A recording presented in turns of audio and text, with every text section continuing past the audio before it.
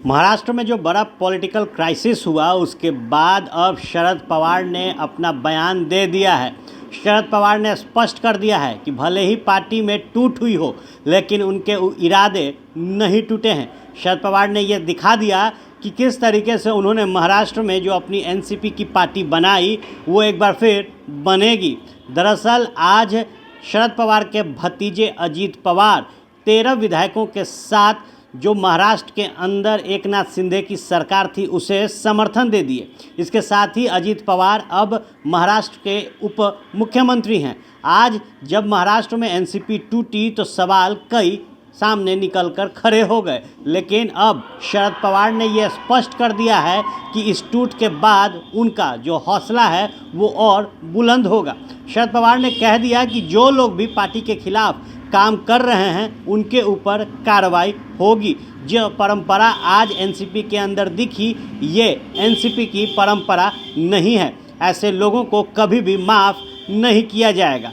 दरअसल मुख्यमंत्री नीतीश कुमार की जो विपक्षी एकता की मुहिम है उसमें एक बड़ा सूत्रधार शरद पवार को बताया जा रहा है। ऐसे में अब शरद पवार की जब पार्टी महाराष्ट्र में टूटी है तो कई सवाल खड़े हो रहे हैं। इन सवालों के बीच पवार ने यह स्पष्ट कर दिया है कि जो पावर है वो एनसीपी में उनके पास ही है और आने वाले दिनों में वो इसे दिखाएंगे। साफ तौर पर शरद पवार ने कहा कि जिस तरीके से हमारे पार्टी के अंदर गतिविधियां कुछ लोगों द्वारा की गई है उस पर हम कार्रवाई करेंगे।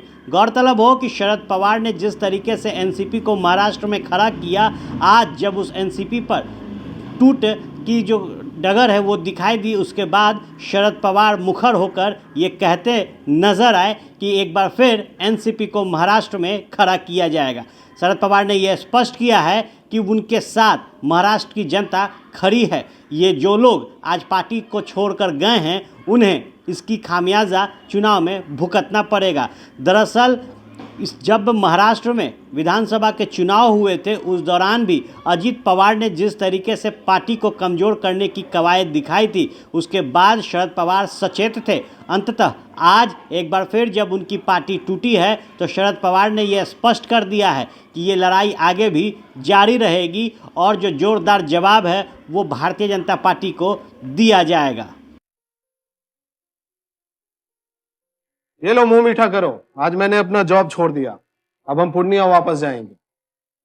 जॉब छोड़ दिया है? मतलब ये घर कैसे चलेगा? हम करेंगे क्या और माँ बाबूजी क्या बोलेंगे? इसलिए मैं एक और मिठाई का डब्बा लाया।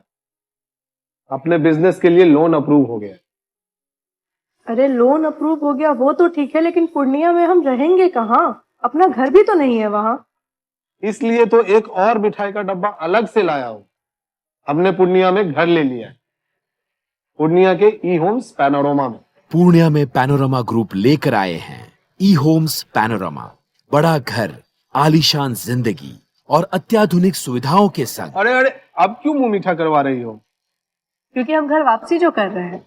घर वापसी की खुशी पूर्णिया में ई होम्स पैनोरमा के संग। ई homes panorama, luxurious lifestyle redefined.